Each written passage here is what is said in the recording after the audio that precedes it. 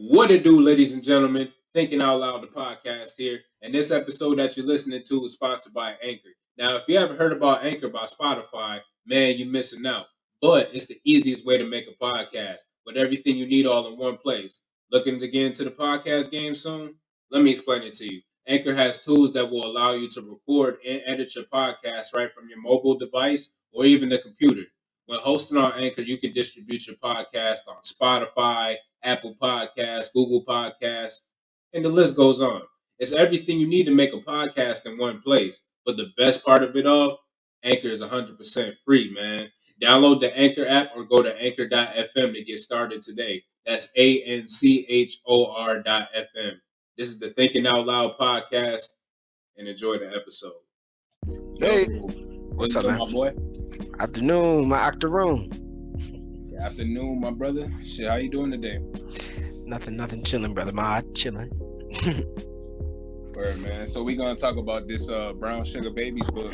You know what I'm saying? We were supposed to talk about it last time, but you know, like all these technical difficulties and stuff. But all right, so we gonna talk about this Brown Shuga Babies book and discuss that with the listeners. All right, sounds good. You know, I meant to ask you actually, what was your favorite poem in this book? Well, I got a couple of them, but nah, like my most favorite one was. My most favorite ones was Bitter Coffee and My Hood. Those were my two favorite, like my top two. Oh, top two? Okay. Yes, sir. Because like it's like so relatable, you know what I'm saying? Especially like whether, as a black person, whether you grew up in the hood or you know even a suburban area, and just like it says stuff in the poem that you could just relate to as a black person, you know? Like, it just hits different. So the reason why I wrote My Hood was like I want to say it was solely on the fact that a lot of people want to leave the hood, you know, as black people, but it's really only honestly the only place we're accepted. But at the same time, it's also our like downfall at the same time because they put so much stuff there in the hood, you know, and they put so much like I call them traps in the I call them traps, but they put so many traps in the hood and in our neighborhoods and stuff like that to make us kind of stay where we are, you know. They and also to give us like a sense of unbelonging, and we can't go anywhere other than where we are right now. And it's really honestly we make like a lot of black people, like one of the things that we do good is we make light of a lot of situations. We like make the best of a worse situation. So like for example, with us being in the hood and having all these, you know, abandoned houses and horrible things happening around us, we still find, you know, time to, you know, get back to our community, clean up the community, you know, have cookouts, have all types of, you know, and just be able to help each other in amongst our community, and also be like a very good, you know, role model to a lot of people. You know, when you're older and you're in the hood and stuff like that too. So it's like we operate really good in our own place, like where we're said to belong, but we actually feel belonging there. But everybody wants. It's like the hood reminds me of like a mousetrap, you know, because it's like, okay, let's say the average black man, let's say he's in the position of a mouse, right? And the cheese represents money, you know, he's trying to chase his goals and stuff like that. Now, most commonly in the hood and stuff like that, there's gonna be somebody like watching you and somebody that's envious, and while you chasing your dream, which is the cheese, they're gonna try and like take that away from you. So then that trap, you know, kills them, harms them, whatever. So that's really like the cons in the hood, you know, just people that's out to get you, and people that whether people you know or not, they just hating on you. You know, that's pretty much like anywhere you go, hood, suburbs, just you know. And I say all the time that I think I mentioned it in this poem where I talk about the concept of crabs in a barrel. And it's just like it's like when other people see you do good, they don't support you, they don't care for you, or they try to actually, you know, harm you in some way or make you fall in some way because of the fact that they don't have what you have and they want it. But instead of trying to support you they pull you down. And that's just like how crabs do when when they're in captivity. They tend to, instead of working together to get up on a higher level enough to get out of the barrel, they like to pull each other back down and say, if you can't get out, or I can't get out, I mean, you can't get out. And so in that sense, it's black people versus black people. We are the crabs in this barrel that we were placed in, and we're not helping each other get out. We're helping each other by, I mean, we're what's the name, messing each other up by pulling each other back down. And so I say that in a lot of these poems. Like, I try to orchestrate that concept in a lot of these poems. But like, we honestly we honestly are one of our biggest setbacks in the Mm, black community. Is the black people are our biggest setbacks, because we don't get along for some reason. It's almost as if we're mhm, listening exactly what these people are telling us is true about us, which is not true. We got to start believing what our truth is.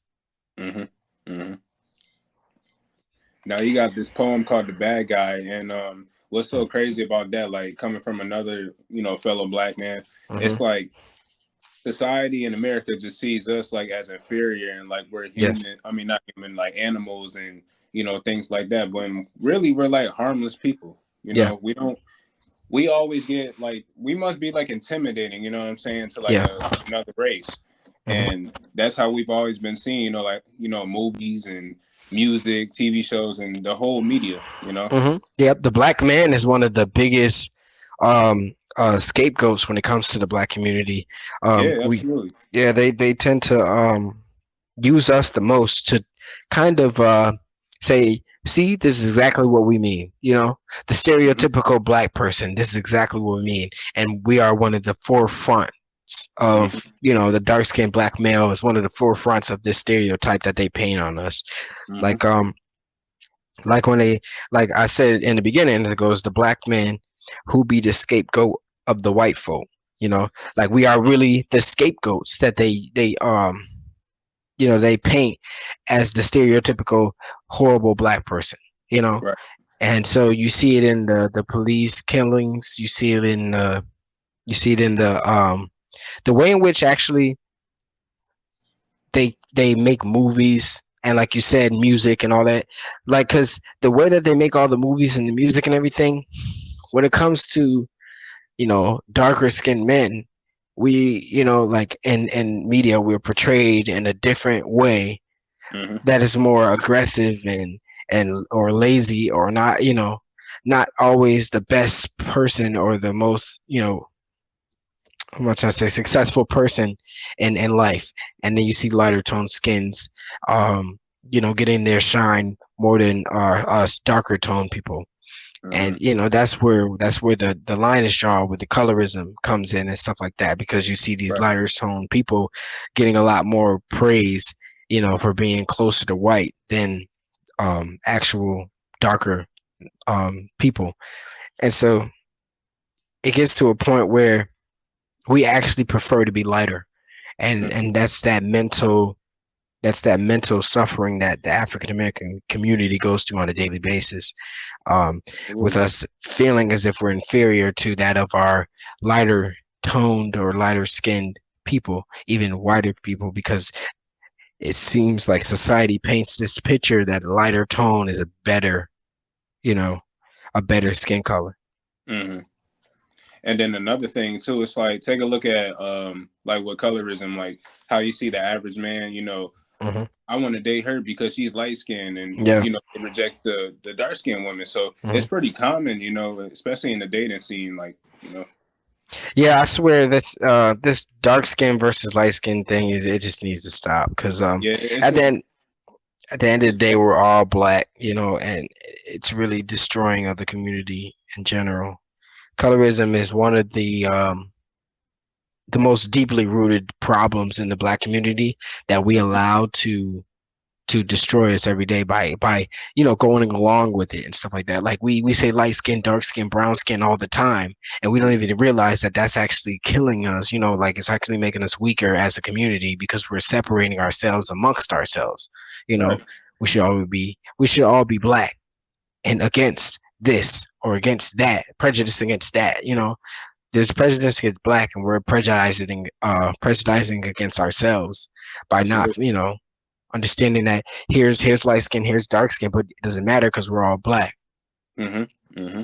And yeah, that's what I'm saying. Like at the end of the day, it doesn't matter how light you are, how darker you are to me. Like we still black folks at the end of the day. Your skin color, you may be a little lighter, but that don't make you no different from who we are as a race. Hmm. At the end of the day, we're black. We still the same. You're just a little darker, or I'm a little lighter. Yep. I just, I honestly, I honestly don't even know where. Well, I have an idea of where the colorism came from. Once, like, during the Jim Crow laws and all this, and they made like depictions of black people in media with blackface and all this other stuff, and they were painting the darker skinned black man as this way and that way. And then as racism sort of started to become more and more unacceptable, people Mm-hmm. started finding new ways to do it. And then there goes the concept of the brown paper bag, where the brown paper bag was seen to be the ideal set tone of a darker skinned person. If you were the color of a brown paper bag or higher, it would be deemed as unacceptable, but less than that would be more acceptable. And so, you see these concepts and these things and these ways that they orchestrate these racist and prejudiced rules in society without letting us really know exactly how it's going on, and we sort of play along with it, and we kind of aid and abet this colonization, this modern colonization that they're trying to orchestrate into our society. And we have to do a lot better than that, because we shouldn't be so simple-minded to allow somebody to do something that we understand is happening. That's that mental suffering that that I went into earlier, because it's like it's almost as if we're accepting our fate, and we shouldn't be doing that. Mm-hmm. Absolutely. Another thing too, like in this book, I like how you listed like different facts, about Oh yeah. form, like black entertainers and Hmm. just stuff that people don't even know already. Like for example, like Daniel Hale Williams III, a Yep. pioneering surgeon best known for performing in 1893 one of the world's first successful open heart Heart surgeries, and surgeries. he Yep. was a black man. Yep, he's a Like black man. black First, greatness right he there. the thing about that, it was actually he didn't come up with the concept. Now, I don't want people to think he did. He didn't come up with the concept, but he was the first person to perform it. And the reason why that was because nobody wanted to have the first open heart surgery on their career as a fail. Nobody wanted to fail, so they put a black person up there and they say, "Go ahead, you try it." And he actually showed out and did a good job. And so the crazy part is they weren't expecting him to win. They were expecting him to actually fail, and he did it multiple times where he actually successfully did the first open heart surgery. And shout out to him, because And then now I want to thanks be in to him, cardiology. thanks to him, thanks to him, he opened the doors for like future black surgeons. Like he Yes. paved the way for everyone in the Hmm. in the healthcare field. There you go. And so you see these a lot of black people during this time. I call it the Black Renaissance. Yeah. But like, a lot of black people during these times were doing so many firsts, and like in society, like the first ever to do this or the first ever to do that. Hmm. First woman to, do this and that. It's actually crazy that when it comes to the Oscars, like you think about the Oscars and you think about Hmm. how people are the first to do this and that or whatever, and you think about the Yeah. Oscars and you see that just recently, the first black woman has earned, an Oscar for the first time ever, and it was Halle Berry. And so this was not super recent, but this was recent. This was in like 2000. So it's like wow, like shouldn't Hmm. this have been a thing already? You think about people say all the time, "Oh, racism is dead," or slavery was so long No, it's well ago, and alive. you know, like literally, this is like the 2000s. We're in 2022, and like 22 years ago, stuff was still happening. Hmm. Like this is not something that's not, you know, it's not like something that's not relevant. It's something right in our face, and we're ignoring it. And And then it's like everybody else wants generational us to. too, because it's like Hmm. passing down from this generation to the next, and then the next Exactly. after that. and everybody's just trying to pretend like it's not real or it's not true, or or it doesn't happen to us anymore, so we don't have to worry about it. But no, you know, the more we forget about what happened, or the more we forget about what's occurring around us, Mm-hmm. the more we'll be blind to it. Like how in my poem, "This Is Not a Dream," Mm-hmm. I yeah, like I like to paint the fact that this isn't a dream. This is not, This is reality. this is reality. This is the things that we go through on a daily basis. You can't pretend like it's not real. Open your eyes, be more woke. And I know people make fun of the word woke all the time, but that's the best, And people like to word to use. oversaturate it too. Like people like to Yeah. say they woke, but Are you really? yeah, that's what I'm saying. They're not really woke. Like, are you really thinking about what's going on with you? Like, people make a meme about it to make it seem as if it's less than what it is. But in reality, being woke is an actual thing. And I Mm-hmm. don't mean it in a way in which you mean, the memes and the jokes about it have, been portrayed or whatever. But do you really understand, and are you aware of what's going on around you, or are you pretending that it's not actually happening? For example, like when cops are killing black people all the time, and not just black men, black women. Like I go into the book, there's a page solely and specifically for women in general, black women who actually have been murdered or Mm-hmm. killed from Yep. the direct result of cops or police. And so you see these things on a daily basis. You see the black man getting gunned down. You see the black women getting killed. You're seeing all these racist things that are happening and things that are being said, and you're ignoring them. That's what being unawoke is. That's what, pretending like they're just like stuff that happens. This is a coincidence. It's not real.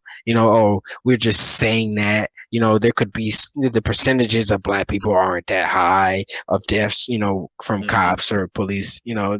Police brutality isn't a real thing. People are just making that up. They're just butthurt, and so you see this, the way that people act, and it's really a bad thing for the black community, because you have to be more awake.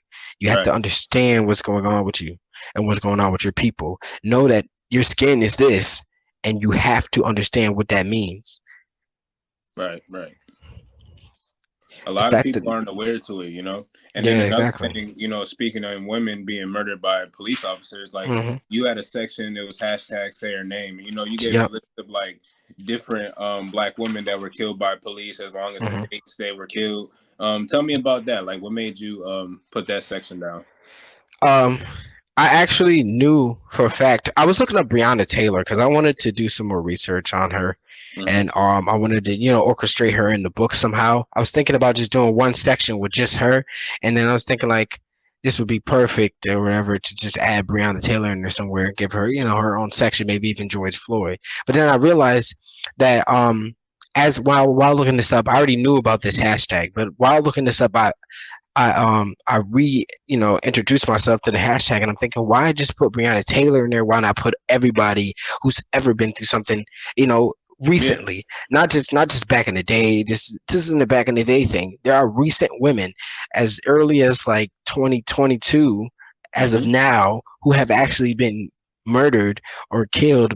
And the direct responsibility of a cop or a police officer, and it's just like we're not even covering this. You Right. know, one of them I've actually seen on social media, but it wasn't on the news. But the moment a black man gets killed and all of a sudden it's national news. Yeah.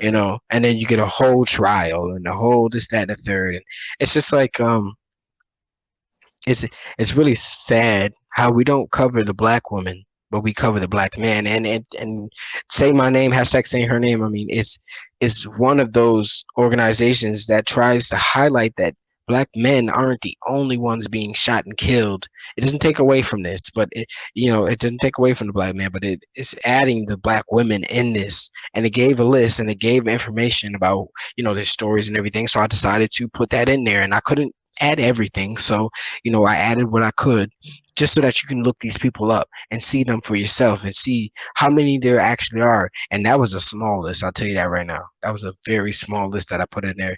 And I do a lot of repetition of the names because I wanted y'all to see how old some of these people were. You know, Because like I know Hmm. you probably people are probably reading it, they're just skimming. They're not really actually looking at these names, and you have to hashtag say her name.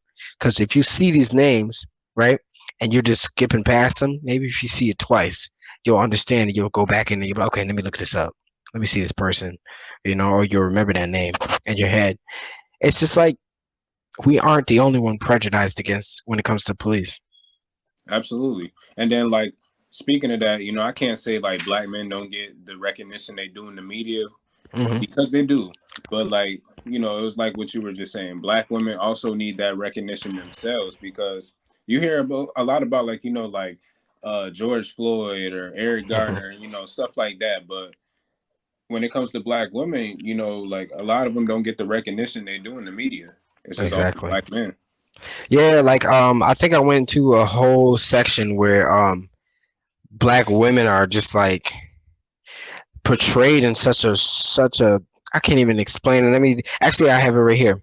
So it says in the book that I wrote, it says Hollywood portrays on their portrayal on black women. They sort of prey on their insecurities, and like it's like there's a circulation around the idea that they can't find a good man or whatever, Hmm. and the reason that is because black women don't they don't have successful relationships, they don't have, or they're either too busy for love or something like that. They're too busy focusing on themselves, or maybe they're too aggressive, or Maybe they have like some trauma and insecurities, that can exactly. prevent them from dating, another man. And this also perpetuates the negative stereotype of the angry black woman. So Hmm. it shows the black women in divorces, or they're going through a divorce, or can't seem to keep a man, and so Yep. that's how the black woman is usually portrayed in Hollywood. Now the black man is a different person. We went into how they're portrayed as angry and scary, and shooting up liquor stores, or getting into trouble all the time, but and it's just like the black woman, we focus on her right now. The black woman just really seems to be unable to to find structure. Hmm. Always, that's what like the number one thing that they portray them as, is unable to find structure. I put a whole section about the black woman in this book. Like, I wanted everything that you flip next is going to be about black women, or it's going to have something about black women in it. And I think that starts at Chocolate Woman, I want to say. Oh Yeah. no, actually, I think it starts at Type 4, I want to say. Yeah. So Type 4 is a poem about a black woman's hair. And I really love this poem. I did a lot of research and I asked a lot of women. I wanted to, be realistic. I wanted to understand their pain that they go through on a daily basis with hair. And so that's what Type 4 is about. But yeah, the black woman section, I should say, starts here at Type 4, and it goes into, you know, the details of what it means to be a black woman. It talks about the hashtag say her name. I mentioned a bunch of black woman quotes. I even go into Rosa Parks, not just being known as somebody who sat in the sat in the front of the bus when told to move. Like, Yeah. there's so many other things that black women add to our community that we just don't either know or say, Right. or we ignore. And I didn't want that to be a thing anymore. So, I had a lot of information about women activists and civil rights, you know, um, movements that they solely, helped with, or the women back in the day actually were the forefront of the civil rights movement. They were the number one people, Yeah. marching and Yep. fighting for things, especially for their own rights as a woman, you know, Hmm. and and I even only put in this section women quotes. Like, I think I did a quote from Oprah Winfrey, and I did a quote from Kamala Harris, which she's the vice president. And so you see all these sections in this book too. because I wanted everything to sort of be on the same page, if you know what I mean. Like I didn't want everything to be kind of random and mixed around. I wanted to have some structure of some sort. So I sort of keep everything in the same area that has to do with each other. Mm. You know, it's crazy. Like, so you got this other poem in here called Black Power, right? And Hmm. it kind of in a way like relates to what you just said. Like it says, Hmm. there is power in your skin. You must look for it. Your freedom was fought for. Find out what it took for it. Hmm. And it also says, know your people, know your worth, know of the born given curse. Smile at your race and gratification. Don't associate with people with humiliation. Tell me about that. So I love that poem. It's just like I I don't know why, but black people especially amongst our race, we need the most affirmation, and this poem here is supposed to paint this picture in our heads that it is okay to have this curse. It is okay because we see us as having a curse, our black skin having a curse. But what I mean by curse is the black man's burden. And so the black man's burden is we have we have this we have this responsibility, you know, given to us by nature to check the humanity of society. Mm. So we are directly responsible to make sure that humanity isn't going off the rails, to make sure that they aren't doing the things that they shouldn't do, if Right. that makes sense. And so by us being carrying this burden or whatever, we're the direct representation of humanity's corruptivity level, if that makes sense. So the more corrupt humanity is, the harder our lives will be, Mm-hmm. because that is our burden. So we are supposed to make humanity realize what they're doing and increase or decrease, I mean, the corruptivity of humanity to make them therefore not corrupt. And we have to be the sort of you know the ones who carry this burden, because we are the only ones who can smile and be happy and make light and make light out of a dark situation. Right. Like you see slaves and how they used to sing during you know picking cotton and working long hours and being in the sun for days. And so you think like, why are they singing? Why are they isn't singing supposed to be something you do when you're happy? you Yeah, know joyous. why why are they clapping? Why are they waiting for Sunday for that church? That church. Why are they finding ways to be happy? It doesn't make any sense. It's because we have the most uncorrupted humanity of all the races.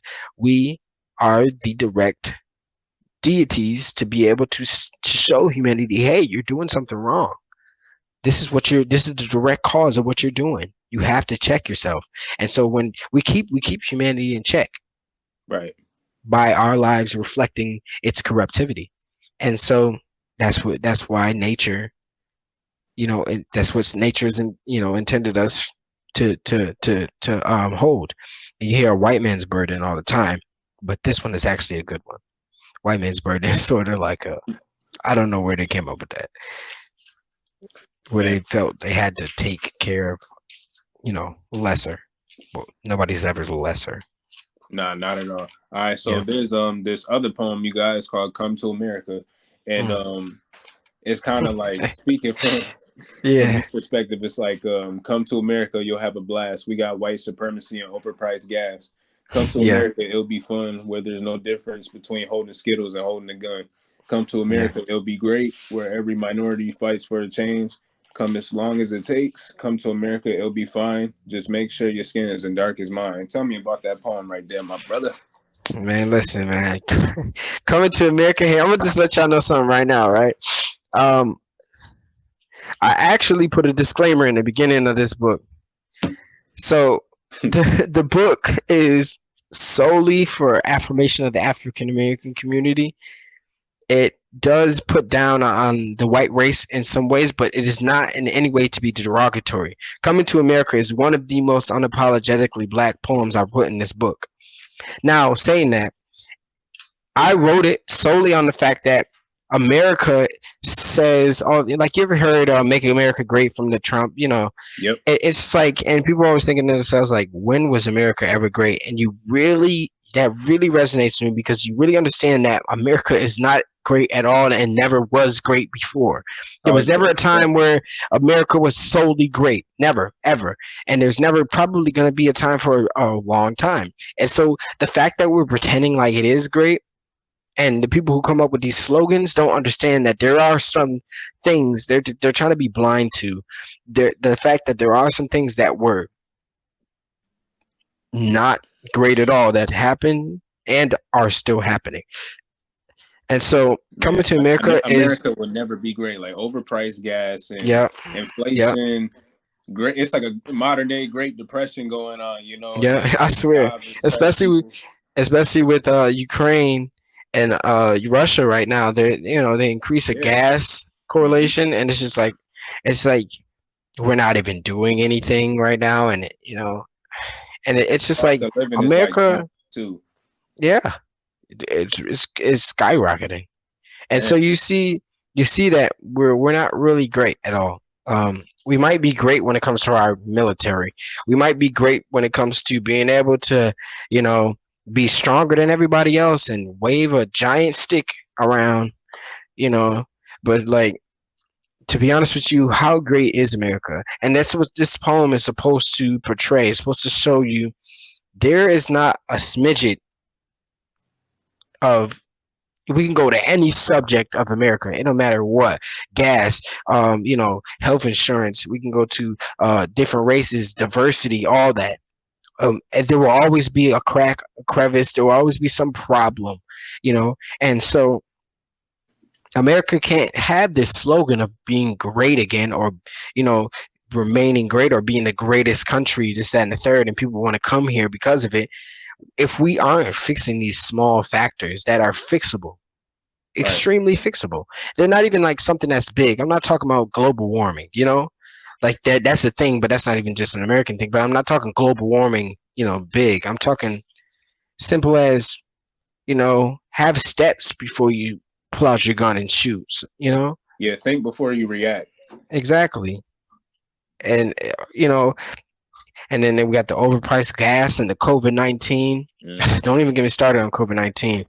How they're trying to now, pass laws to unmandate masks Just to among, force everybody to get the vaccine. Like I never yeah, understood that, yo. and unforce people to get the vaccine, and it's saying it's not a mandate because it's against the Constitution. Hmm. Like that wasn't already a thing. As a healthcare professional, I know for a fact that the regular smegular masks that we wear on a daily basis, just the regular blue ones, or black, whatever color, they don't actually stop the COVID-19 vaccine. I Nope. mean virus. They don't actually stop it. It just goes right through it. It's And that even with the small. vaccine, it's like even with the vaccine, you can still get COVID. It's a gamble. The thing is, the Yeah. vaccine But actually doesn't your even work. symptoms won't be as severe. They're trying to, it's like a gamble. It'll happen whether it'll be like 50-50, or not even 50-50. It'll kind of be like it'll be like 30-50. It'll be pointing more towards the fact of you getting it. But it's just like, you're gonna get it with this vaccine. You're still gonna get it. You can still get it. You're just probably not gonna have that many symptoms, or it won't get as worse as because we kind of gave it to you already to kind of be used to it, but we gave it to you in a weakened version. You know, so that's what a vaccine kind of does. And so that's like the short version of it. And so you see this, and you see that the COVID-19 thing is just like a front to get election notices and stuff. Let's It's just like a get elected. distraction. Also, It's like a it's really a distraction. distraction from something else, and we just Especially got to with the figure out what media that too. is. Like the media will put out something like one day, and then they put out some false information or some shit like that the next Yeah, day. It's all the yep. media, bro. Like I'm telling you. And then they get mad when you try to. give out facts and they take your stuff down off of Facebook and they say, oh, if this is false information, we're taking it down. Like, you ever try to say something with COVID-19 in the caption or something like that? Yep. They say, oh, don't put out any false information, this, that, and the third. That's on Facebook or Instagram, now that Facebook owns everything. But you see these things that they're trying to do to stop us from telling the truth, because they don't want anybody to have false information about the COVID-19 thing, but they're giving out the most false information there is. They know for a fact from the whole time that these little masks were working and the N95s are the only thing that would stop the COVID-19 from going through. Now, don't get me wrong, wear a mask if you want to, but if you want to stop the COVID-19 vaccine from getting into your, face or giving it to somebody, you need to be wearing an N95, and those don't even last that long. To be honest with you, the Omicron is nature's vaccine. Yep. It's nature's vaccine. Get the Omicron is a lesser version of the COVID. You'll actually become immune. Not immune, but you'll actually become less susceptible to COVID. It's nature's vaccine. It's actually better than the vaccines that we're creating. It doesn't make any sense though. You see how AIDS and cancer and all this stuff that's been along here for so long, but COVID-19, that's not even as serious as the flu, comes out of nowhere. Everybody has a mass freak out, and then it just like destroys the entire world. Everybody's going out of whack, and y'all come up with a vaccine like that. Snap your fingers, now you got a vaccine. It took you a couple of months. What happened to cancer? What happened to like, I understand these might not, like the flu, it took y'all what, like a while to come up with one for that. What the hell happened there? Like, literally, the vaccine is creating these extra variants as well. Because when the COVID-19 virus is like, we're figuring out that we're actually becoming more immune to these things, it's just going to make a different version of itself. Literally. And so by taking the vaccine and giving everybody the vaccine, you're actually making it worse. But nobody wants to say these things. And that's what I mean. Like, come to America, or come to America, because they don't do, they don't even do this in other countries. A lot of countries, I think, like Italy, they're just like, they unmandated everything and they're just back to normal. I don't quote me on that, because I don't know if it was Italy or not, but it's a lot of countries that just stopped doing it. They just went back to regular things. What taught me in this poem, not to cut you off, but like, when it comes to America, it also said, like, but soon half the population will be lazy and fat. Now, I'm not gonna lie, that's a true statement, because take a look at all these processed foods and all this shit that's eating us, all this poison, matter of fact. Exactly, like, and don't taste the same, none of that shit. Exactly, and you see how all this stuff is in the neighborhoods where the black people and the Hispanic people and all the ghettos where all the minorities live. They put all that stuff there, but then they have like, you ever try to go and get some, if it wasn't for Walmart and Wegmans and all that, you ever try to go get some actual non-GMO, like gluten-free stuff? You got to go so far out. Yeah, I mean, I'm talking about, you got to go all the way to like the white neighborhoods, and you got to, and you just in a whole different town. This ain't Kansas no more, and all of a sudden you just thinking like, dang, well, I had to travel all the way out here just to find something good enough to eat, And so it's like they put that stuff so far out away from you, so that you just go right where you can, and it does not have any of that stuff that you actually need to keep yourself healthy. A lot of people started growing their own things. You can grow your own plants, vegetables, really anything you want, seeds. But yeah, like, it's just a trick, because it's like America feeds us so much poison. Like, you got alcohol, you got these processed foods that like microwavable foods that have shit in it that can give you cancer and all this other shit that it says. And it's really like all a gamble, like you said. Like, everything is a gamble. Life is a gamble. Everything is a gamble. If you think that you can get through life risk free, you're stupid. No offense, but nothing in life is free. Nothing in life is free. Everything costs something, and every single thing is a risk. Everything you do is a risk. Just going outside, you could die, literally. A scam or a risk. Everything costs Almost. money. Don't ever think anything is free. There's always some catch to a lot of stuff, you know? And so America is not the greatest that they say it is, you know? Don't believe that. Wake up. It's I not a agree. dream. All right. What's another good poem I found in here? Shoot. Here's a Battle Woman. Oh yeah, I was literally just looking at that. You know, Honestly, you I just want to be a woman. before we start with Battle Woman, I just Yeah. want to say I literally just got my hardcover copy in the mail actually, and this thing is looking amazing.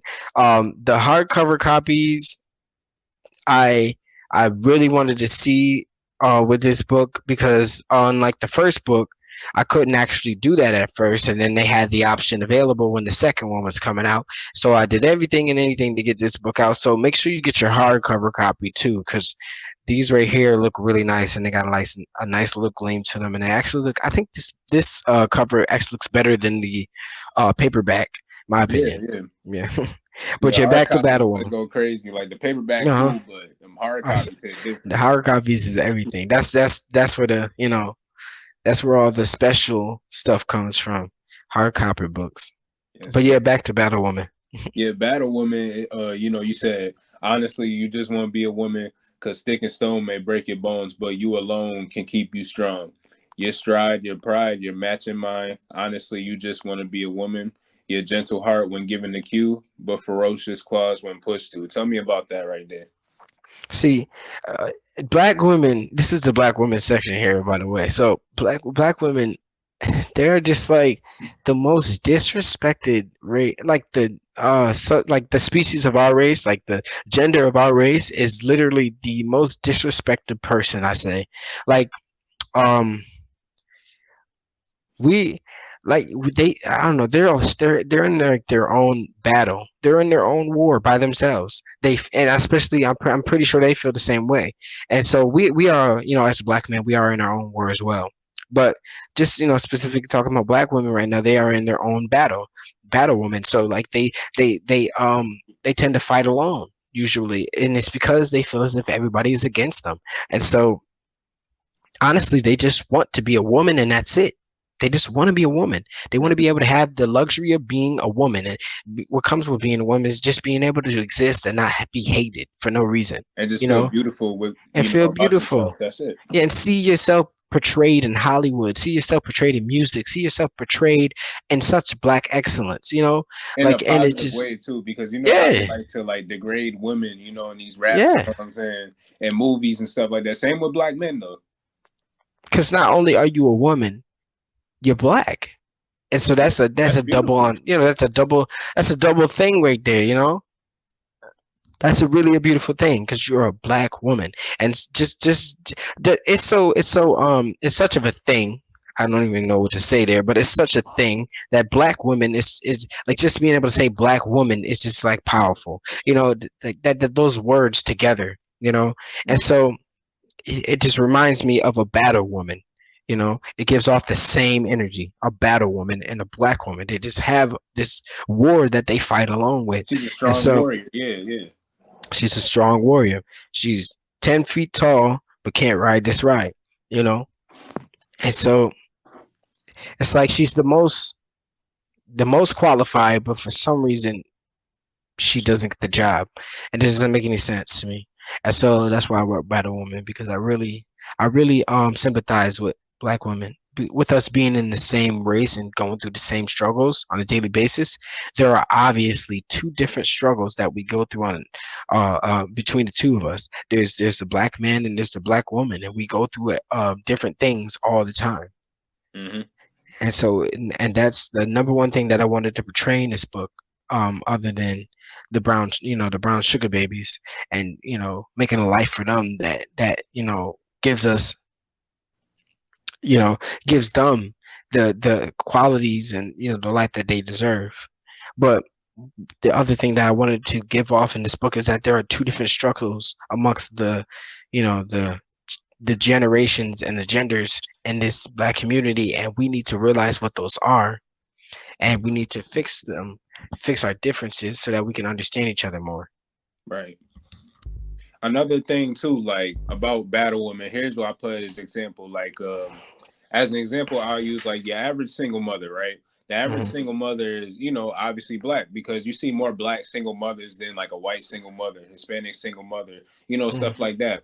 So the average black single mother, whether young, old, whatever, I could consider that a battle woman because Hmm. raising kids alone, no father in the house, no man in the house, you raising them Hmm. kids by yourself. That's a battle that you gotta do every day because I know dealing with kids not easy. And even Yeah, like you go out your own house and the world is a battle itself because you have your exactly. kids into this world and you never know, what's around the corner from you. Like trouble could be following you. You could just be an innocent person, an innocent bystander. Hmm. So a single mother, also black one at that, I could consider that a battle woman. Hmm. That was a good representation. Yeah, it was well said. And it's Absolutely. just like black women. They just go through a lot of alone fighting all Yeah. the time. You know, and black men too. You know, men in general, and but black women especially. They live in a smaller box that they have to fit inside, and they hate being in boxes. They like to feel secure, and so they don't like this. They tend to get out of that box, and they tend to do whatever they need to do for themselves and only themselves, and make sure that they're okay first. And that's exactly what a battle woman would do. Is they strategize to make sure that they're okay. Hmm. And so and I don't blame them with all the stuff that all the people against them, all these enemies, especially black men. For some reason, we seem to, push them down some of the most than more than anybody else, and that's what I mean by this toxicity that's amongst, um, the black community between these two genders. We're really nothing without our queens, and our queens are nothing without their kings, and we really need to realize that, because I like to make the analogy all the time that we're arguing amongst ourselves about pain and being hurt, but at the same time, who's stabbing us in the back, like who's the Yeah. one hurting us, who's stabbing us, and it's the people who are oppressing us. It's like how they say, hurt people hurt people. But except, yeah, we're hurting each other, even if it's like black people hurting black people. But here's the real question, like who would hurt us though? What hurt Hmm. us? Why did it hurt us? How did it hurt us? And I saw this on Facebook the other day. It was a guy, I can't remember his name, but he said that he was uplifting his community, his black community, with one hand and pushing back all the haters that were black with the other one. Hmm. And so it's just like, damn, like we really push ourselves down the most. And Hmm. it's really crazy. And It's sad. it's really ridiculous. It's just, it doesn't make any sense. Like, to be honest with you, an example of this is the fact that this book actually doesn't sell as good as Sounds of Boredom. And the reason that is because black people rather share the book, and put it out there But never like than, but gaining never any knowledge. actually, yeah, like gain the knowledge and understand what this book actually pertains. And I found that there are more white, customers, and who are buying this book, and it doesn't make sense. It's the opposite effect of what I needed. To be honest with you, I don't mind, uh, Caucasian people buying this book and understanding the struggles and trying to understand us, and that's cool. That's a beautiful thing too. But the fact that black people couldn't even, take the time to try to buy the book, and the sales were actually lower, doesn't make any sense. It was for you guys, and Yeah. so you see this crabs in the And it barrel. You see pertains to this. us, like it pertains to our culture, like it Hmm. gives like prime examples and facts and definitions that we should know about the black culture and our black history. Exactly, and so I'm trying to paint these pictures for people so they can understand who they are and where they come from, gain a sense of identity some more. And it seems like nobody wants to see that. Nobody wants to hear that. A lot of people are not awake. A lot of people got better No, things to do than, to realize their struggles and realize their problems. man, a lot of It's right people in aren't front of awake them. in this world though. Like Hmm. this book right here alone, it just represents for like different generations of black people, dating back Hmm. from slavery to even current times, like in this Yeah, generation. So it's just, and even like explains, like in the book, it also explains something that's very common and that's been going on for generations. For example, like no father in the household, like that's been going Hmm. on since beginning of time.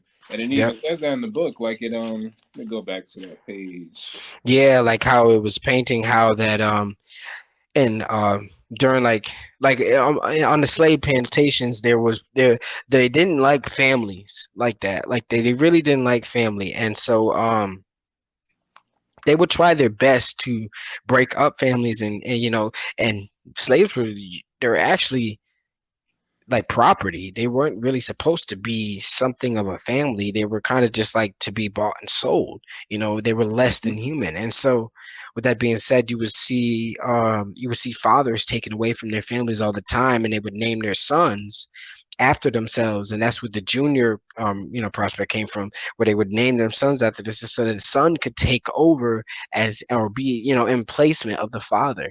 And so Right. they would take them away all the time. So you see all these fathers being taken away from their families 24/7.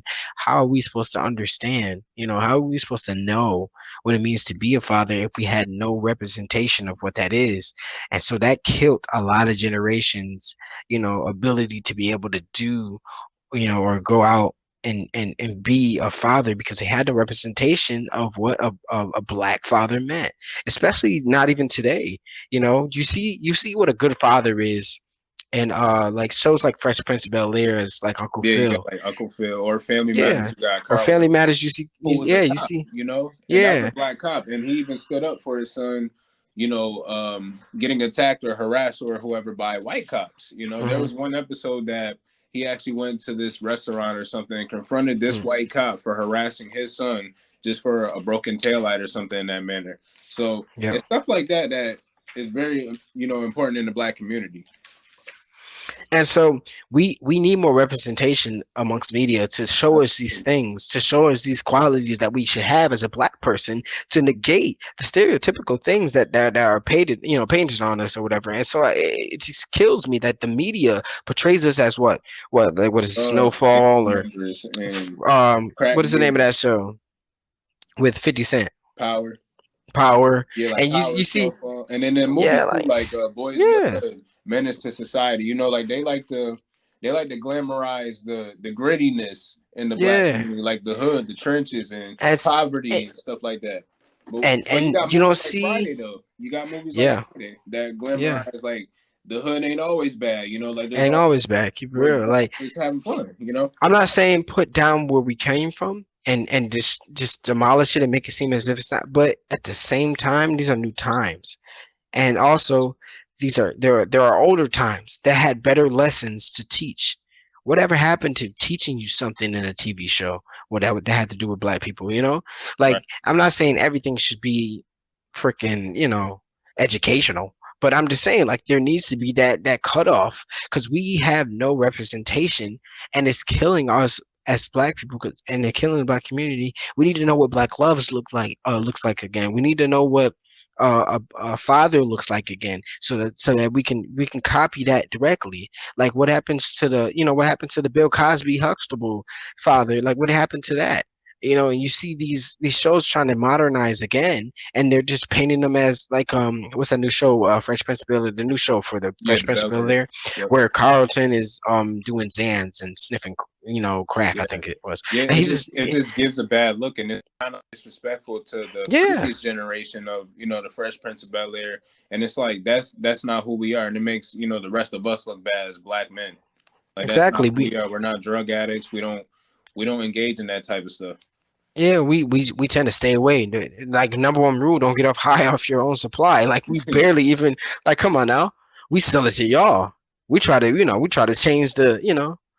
we try to change the narrative, turn it around on y'all. Because the Even thing is like that, not even just that, but like I yeah, think in the black community, speaking of like fatherhood, I think especially young black boys, they need that hmm father, that positive male role model guidance, because it's like you hear a lot of stories about people growing up without a mother, growing up without a father, and hmm maybe they got to get sent to foster home and stuff like that. So without that parental guidance, especially a father in the house, it affects the child so much. And it's like, the child can grow up to sell drugs and start gang banging and all this other stuff, potentially getting themselves arrested or killed. So it's really a common thing, especially in the black community. And like speaking of young black boys, one of the poems in my book is actually called "Young Black Boy," but it's an abbreviation. It's YBB. But and you see how like how I mentioned in here. Actually, I'll read it for you. It says I'm a diamond or something like a rose that grew from the concrete. No, it wasn't this asphalt. My environment was designed for me to lose. Broken like the streets of my neighborhood, and just as ignored, never fixed. My light grew cold before puberty could hit. You see how, you know, they I go into depth about how young black boys they tend to lose a lot of their innocence early on. You know, and that's due to the environment that they're in. It's due to the fact of what they're portrayed as. They grew up knowing what exactly Yeah. is already, They could be growing there up for them. around like abusive parents. Like the Hmm. mother could be on drugs, the father could be selling drugs and in and out of jail, and then they live in the hood, more commonly. And you see these crackheads, you see these gang bangers outside. You start Hmm. partaking in their ways, and because that's your influence at the time, That's because the influence. Yep. you have no other person to go to for Not, resources like that.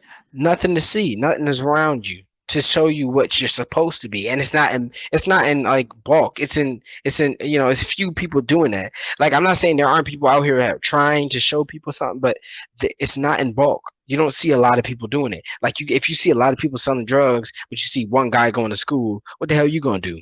You Uh, know, you're gonna go sell them drugs, or you're gonna go and do the bad thing that's making the money quick, that's making the money fast, instead of doing this, over here, that's actually going to have a longevity to it. You don't know what that is. You don't know what that pertains. I had to teach myself that because I didn't have anything around me. But luckily, there was also nothing negative that affected me as well. Everything that came to me, I was like a bubble, a shield, or something, and nothing could come into my bubble unless I wanted it to. I was an unpermeable, membrane, like how the cell is.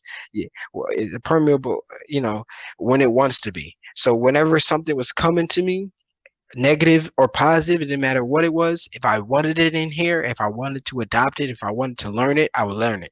And I'm glad I taught myself that early on, because I realized as a young black boy that there was a lot of negatives around me. There's a lot of positives around me, and I had to learn which one is which. And so you just got to take the ins with the outs. Absolutely, absolutely. Yeah, See, and it's now we gonna get to Black Love. Matter of fact. hmm So we got Black Love, and then it says burning in my chest. I feel the heat of your presence, replaced by the cold of your absence. I can't compensate. It's cold every night. Where do I find love from now? We are not okay. We have drifted apart, far apart, in the ocean of lonely. And I worry hmm about you drowning because I am right now. Tell me about that line right there. So the black man and the black woman, when it comes to black love, is really dead. It's dying. I shouldn't say dead, but it's Hmm. dying. And Yeah, it's like looking. It's like we literally both see it. Like, a black woman is sitting across from me, and I'm a black man, and we're looking at this dead horse that's literally dying right in front of us. And we're not gonna put it out of its misery. We're not gonna. We're just gonna watch it die.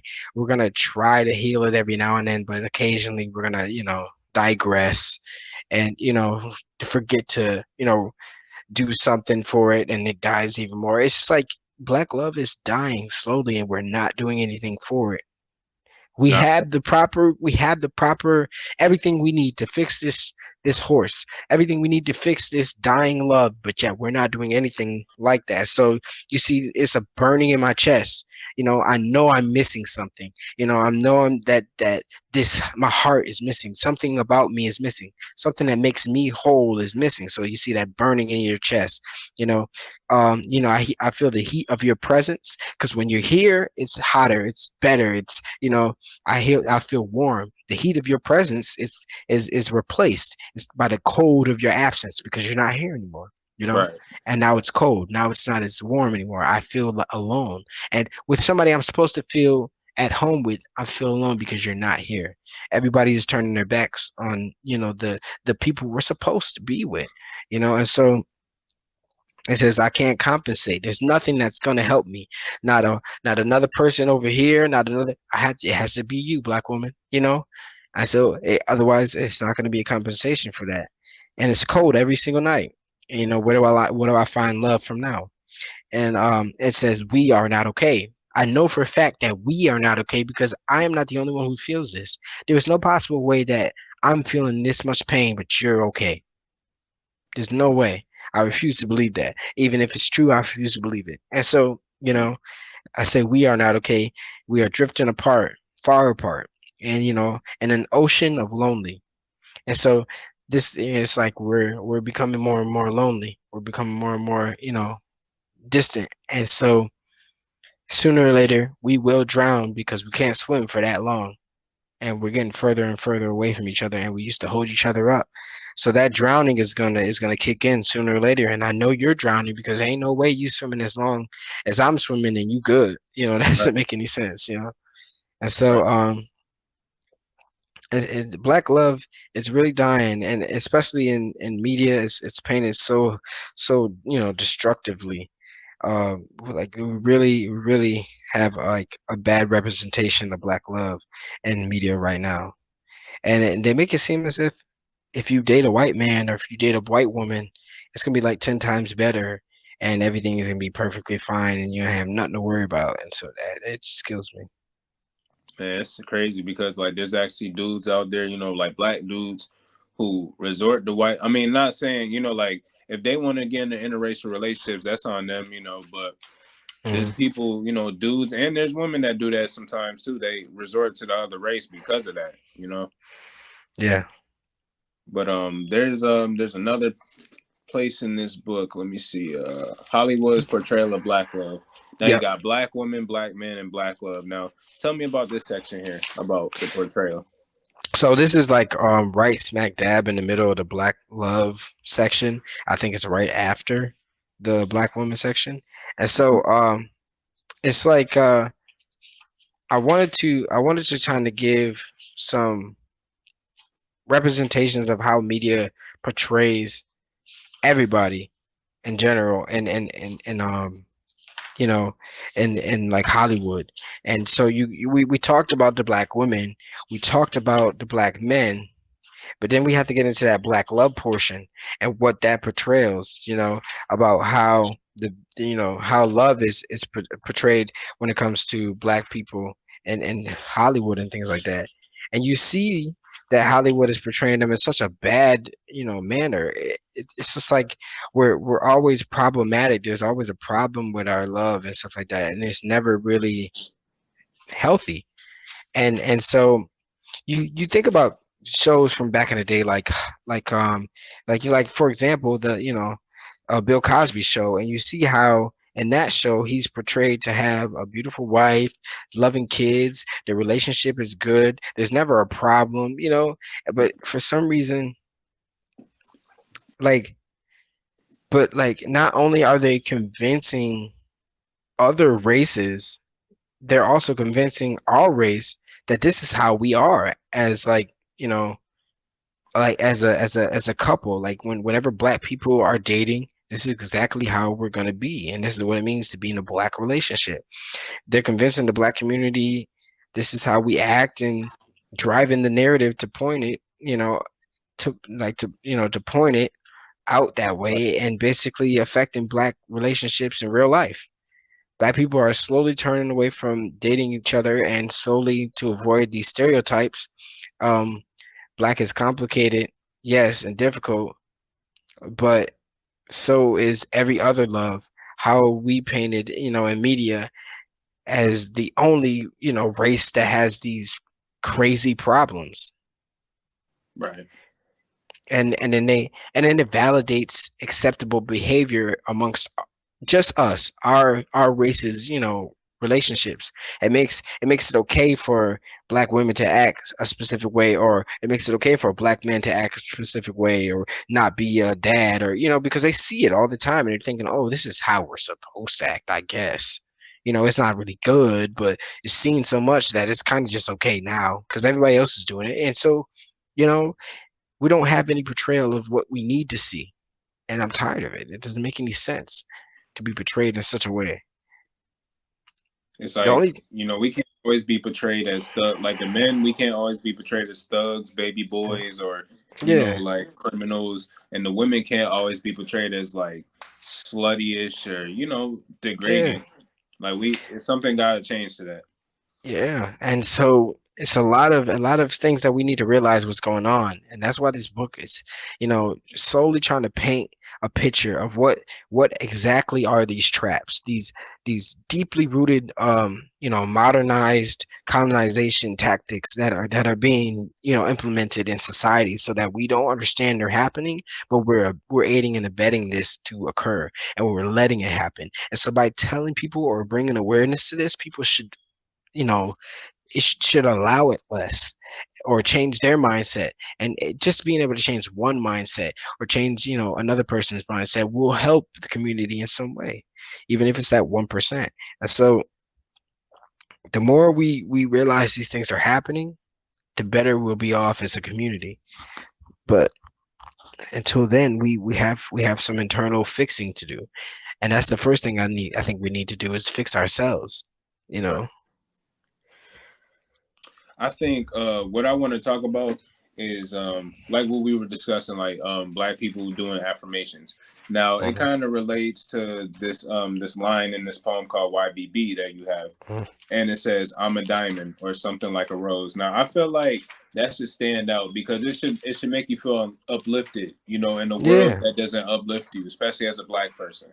yeah, Now it's just it gives you that sense of clarity about yeah, yourself. because diamonds are made in such harsh environments and under so much pressure.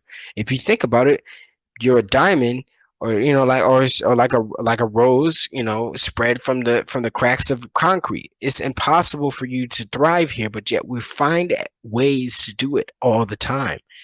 Black people are the most triumphant race, and it's really evident. There's so much evidence to it, and it's like we really are diamonds. We find so many ways to make ourselves shine, regardless of where we come from and regardless of what we did to get here. And so we have to realize that this is what we were created to do, is to be diamonds. Yes, Right. we are seen to be just regular rocks right now, clumps of coal, whatever the hell you. And so then, under all this pressure and under all this circumstance, put in the right environments and characterized this way, we'll shine regardless, because we will show you exactly what our underside is, and we will be impenetrable. And so it makes us realize just how good we are. You have to Absolutely. get that affirmation in there. You got to embrace yourself too. Embrace your looks, your personality. That way you can raise your vibration. Just like in this other line, you said, yes, I wear this means look because there's nothing to smile about, but I'm no menace to society. Go through Hmm. so much, they surprised I keep sobriety. Like that's just so relatable because like how many people you see walking down the street just mean mugging and look stiff like that. It's just people looking mean Yeah. to each other and just trying to look intimidating for what? I mean, like you're supposed to smile back. Like we the same race. We're supposed to be happy to see each other. Yeah, and so it's like sometimes people do it just because they walking down the street. That's kind of dangerous, and they want to kind of look Yeah. mean, so they can't. And so like it's just like, damn, why we have to do that? Oh, we I gotta hate each other. like there's nothing to smile about. I get that. Like do you have nothing to smile about? So I don't wear a smile, and I get that.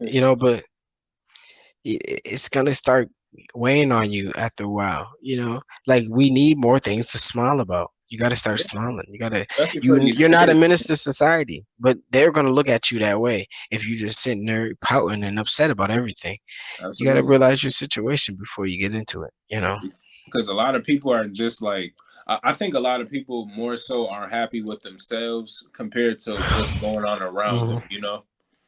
And, Hmm. and another thing I want to talk about, for example, like there's a poem called "Wanted" that you have in here, Yeah. and to me it kind of like represents or like stands for the average black man who's incarcerated. Like Yeah. there's a lot of black men incarcerated, black women, and 9 times out of 10 it's for a crime they didn't commit or got accused of. Like in one Hmm. it says wanted dead or alive, I walk this world with a bounty on my back, I try to Yeah. blend in but they can see right through me. And there's also one that says Make me think I only got two options, dead or alive. Everywhere I step, these are eggshells. I was set up, Mhm. framed from the jump. I was never supposed to win, dead or alive. Which one will or be? And so basically, that's like, as a black man, it's like you don't have it safe. Like you either Mhm. gotta serve time if you're alive, to the point where Oh. you're serving life to death, Mhm. or Or you walk on might dead. eggshells your whole life. Yeah, Yeah. And so it's like we got this bounty on us, and they're just waiting for us to trip up.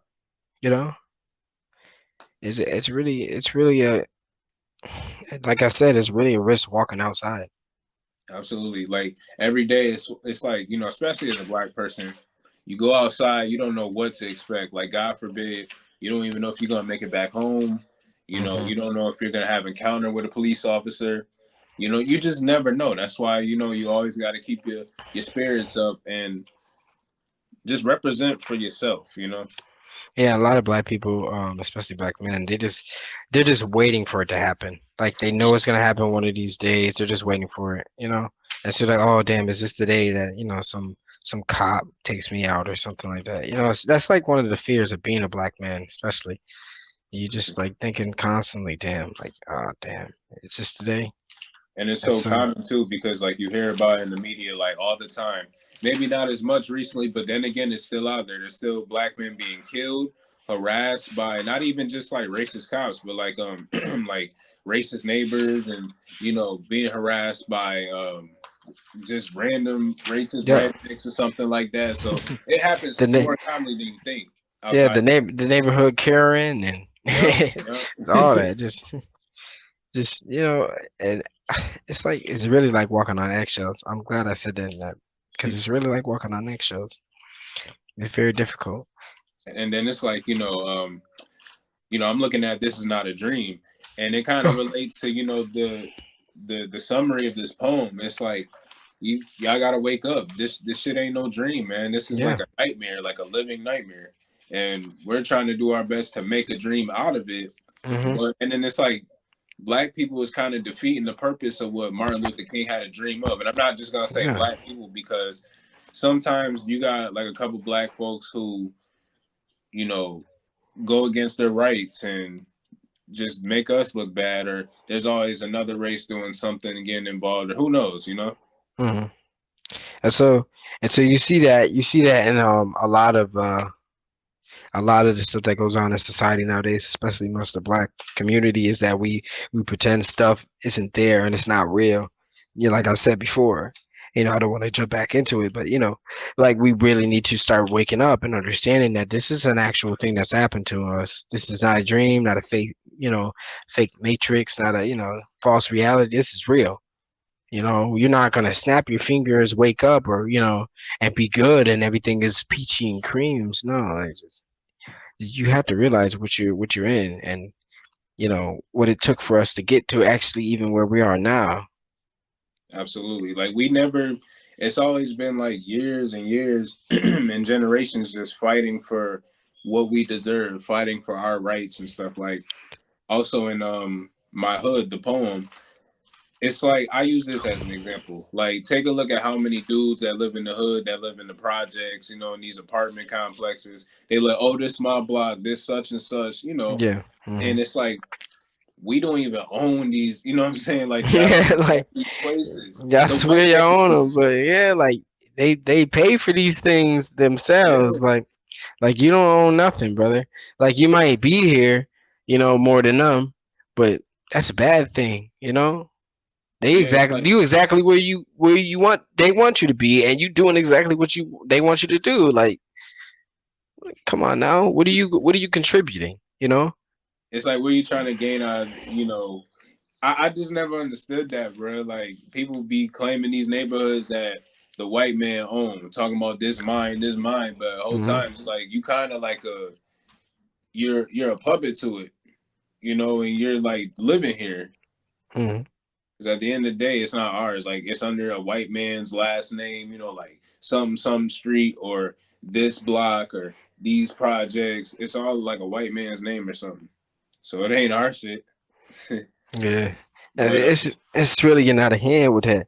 Like at least back in the day, when it came to, the people who was in, gangs and stuff like that, the old heads, they used to like at least put back into the community in some way.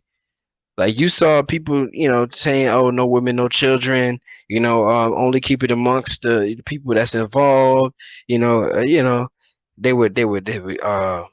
They would protect parks and stuff like that. They would protect sides of, because like Tupac said, the police, the government, that's all some gang shit. Like they Yeah, all gang, like that's all all that. game. And he said that they learned their gang stuff from them. Like all the stuff that they do now, they learn from them. All that stuff Police, that's in the hood, like like yeah. all this going to war with each other and all these guns and drugs they put in the hood, they learned all that from the government, and they got it from the government too. Yeah, like the government getting a fight or getting a Exactly. war in a situation with somebody, they gonna go get a gun. They gonna go get a bigger gun if that person already got a gun. Like the government is where we got all that stuff from. And so it's like you see this stuff about, you see all these things that go on, and you just realize like the you got to do it in a way in which, if you're gonna do it, you got to do it in a way in which you're giving back in some way. You know, protection. Uplifting. Be that person. Like Right. because you have a strong group behind you. You have a strong following. You could do this in a different way. You know, Malcolm X was big on that when it came to Absolutely. using violence to get what he needed. But like if that's what you want to follow, then follow that, not just black on black crime. Just like I said before, man, like take a look at the American flag. You got Yeah. red, white, and blue. Now, Crips are blue, Bloods are red, right? Hmm. So those two are gangs, and we should be united because that was really the purpose of Crips and Bloods, in the first place. But you know how it goes over time, Hmm. crackhead or something in that manner, and then that's when they became against each other. But then, what color do you got left? Like white, That white and collar, yeah. who's white? Pretty much the government. You know Hmm. what I'm saying? So it's like Who's we that? all Who's that other three gang gangs. that we should be? And then they just sit back and watch us fight. It's a three gang fight, three gang war. But Watch yet us kill each other over two of them. us fighting. Only two of us are fighting. Only two of the factions are fighting, and we shouldn't be. We should be ganging up against them. Hmm. You know, since they want to sit back and fight. I mean, watch us fight. It's so like you got to realize that you're aiding and abetting this situation. You're making it worse. You're allowing this, and the fact that nobody's taking responsibility for this, and nobody's trying to say, "Hey, look, I think I'm allowing this. I think I'm making this worse. I'm thinking this making this easier for the people to oppress us and people to prejudice against us. I'm making this worse. I Right. get where we came from. I get where we grew up on. I get what we go through on a daily basis. I get that, but the fact that you're allowing them and allowing everything to corrupt you in such a way to the point where you're making this easier for them and you're proving their point, you're not gaining anything. You're not showing it. You're not kicking them in the butt and saying, "Ha ha, joke's on you." You're not doing that. You're actually helping them. And so we have to think about ourselves. Like, Michael Jackson said, you got to take a look at yourself in the mirror and make a Make that change. change. Yep. Know what I'm saying? All right, so the last poem we're gonna talk about is Brown Sugar Babies. Now tell me Hmm. about that one. So, actually, I'll read that one for you. All right. So, Brown Sugar Babies is the final poem in the end. And I was going to put a quote by me in the end of the book after this one, but I totally forgot. But, anyways, here we go. So, Brown Sugar Babies create a world where we can live, a paper mache world of hope, tied together by our arms. Let's fight for the brown sugar babies. Make the world they deserve to exist in. They will never know the hate of their existence, but will know the rich of their culture. Grow like seeds to love the many flowers they come in. Develop a mental incapable of being unhealthy or corrupt. Develop an environment incapable of the same things. Brown sugar babies. They look up to us, staring at the sun through shielded eyes.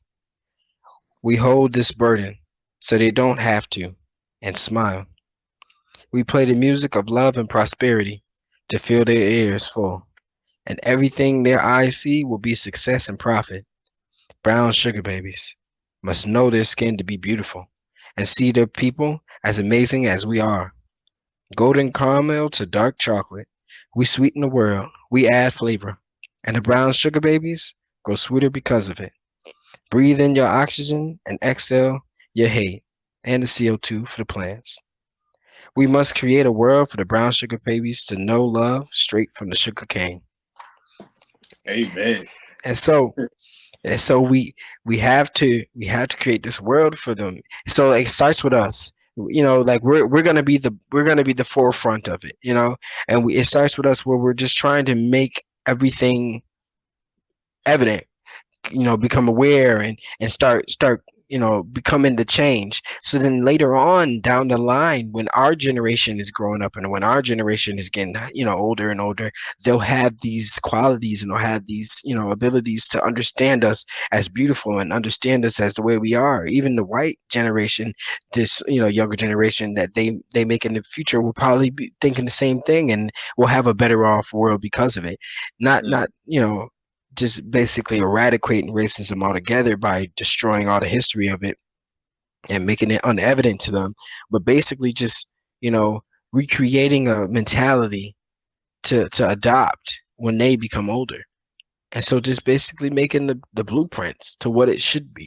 And so then they'll have these blueprints that they can use to just be the way that they're supposed to be and think the way they're supposed to think, making a life better for everybody, eradicating all the prejudice altogether. There's still be a little bit of it, but make it a less percentage than a higher percentage. And, s- Absolutely. and so Brown Sugar Babies is really one of the final poems in the book. And that's the number one reason why the book was created, was to spread that awareness around and also to discuss the evident struggles amongst the Black community and the differences and struggles that we all share as a Black man or a Black woman. Understanding that will help us all to be better and help us start that healing that we need amongst the Black community to become a better community in general. Absolutely. I feel like the Black community definitely needs a lot of healing, though. hmm Yeah. And so I leave you with a quote. Hmm. So imagine life like it's a boxing match. You know, life is the worst person you ever fight. They're better than you in every way. There's no way you can win, and you know that. But you got to get in the boxing ring and you got to put the biggest scar on life's face so that even though you lose, because everybody dies at the end, but even though you lose, life's going to sit here and say, damn, that hurt. Yeah. You know, you got to get in there. You got to put a big old scar on his face so he'll never forget you. How you going to that's put your that's like scar your in the world? that's like your mark right there, because Yeah, how that's you going to that's put your the mark. scar? How you going to put your scar on life's face? That's all you got to think about. And It's like you so leaving that blueprint. You know what I'm that saying? blueprint, yeah, you leaving that blueprint for people to say, "Damn, I want to be like that guy," or "Dang, I want to be that woman right there." Because You that's how know? you create like a following. That's how you get people, like you influence people. Like you, hmm okay, you go to life right there, leave your scar, let them know what that scar represents, and then hmm other people gonna look at that scar and be like, okay, maybe I can learn something from this, and then that's where they start planting their seeds, and then the next generation does it, then the next generation does it. Exactly. And life ain't walk around unscathed. He done been hit a couple times. Oh You just yeah, gotta leave the biggest one. You know, you gotta do what you gotta do to leave the biggest one on his face. you got to be like a wolf. You know what I'm Yep. saying? Not a sheep. So yeah, that's what I leave y'all with. Make sure y'all go check out Brown Sugar Babies on Amazon, available in hardcover, paperback, and Kindle. Yes sir. Yes Appreciate it. sir. Appreciate being on Appreciate the you, my show, boy, bro. for Appreciate sure. being on the show. Always appreciate being on the show. Definitely not the last time. We definitely gonna get some. Tell the people what you got coming up soon. Like what you got in storage. Oh yeah. So my next book is coming soon. Not soon, but I'm gonna work on it. But this one is gonna be on male toxicity. So like it's gonna be about the fact that males in society and what that pertains in the box that we live in. I'm gonna put poetry about that, and it's gonna be in a journal format for men. And so, y'all look out for that one. That should be coming real soon. But I appreciate everybody supporting me with these books and sharing Brown Sugar Babies all over the internet. We actually broke the internet with that, and and I appreciate that. Really, really love that, and I'm glad that Black History Month we made Black History Month by putting out this book, and I appreciate everybody who supported me and bought the book. And the book is still available. It would always still be available. So if you're listening to this now, go check it out on Amazon and see if you got the money for it, and and check it out. Learn something, become a little bit more wiser as a Black person in the community. And so, thank you. Yeah, man, get some knowledge in y'all damn brains. Yes, sir. But I appreciate you, my boy, for real. Thank you, man. I'm proud of you for this. Yes, sir. I'm proud of you Thank you. though. For real. Thank you. Well, yeah, man. Just the Thinking Out Loud show. Appreciate you, Devanere. You know what I'm saying? We out Hmm. of here. All Peace. right. Peace.